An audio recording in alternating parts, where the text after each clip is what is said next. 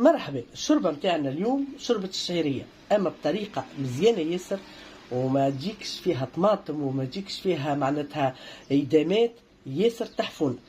الو يلزم ما سخون يتنفخ فيه الفلفل والطماطم الشريحه مده ساعه. غميتهم بالماء السخون ونحط عليهم هذا باش الفلفل والشريحه يهبطوا اللوطه يتنفخوا بالكدا. نرحيهم بالماء نتاعهم هدايا الكل.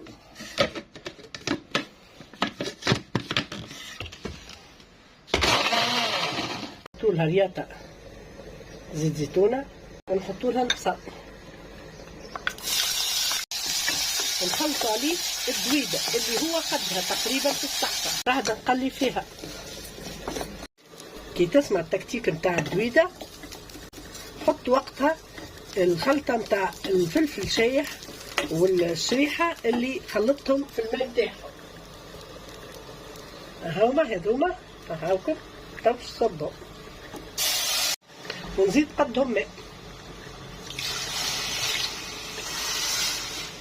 حب اللفاح اللي تبع ليه مش خير من خلطتي انا اللي حضرتها لسوب في رمضان. لازم غير فقط هكا هيك هلا نحلها هاكا كريمه والشوربه كملت.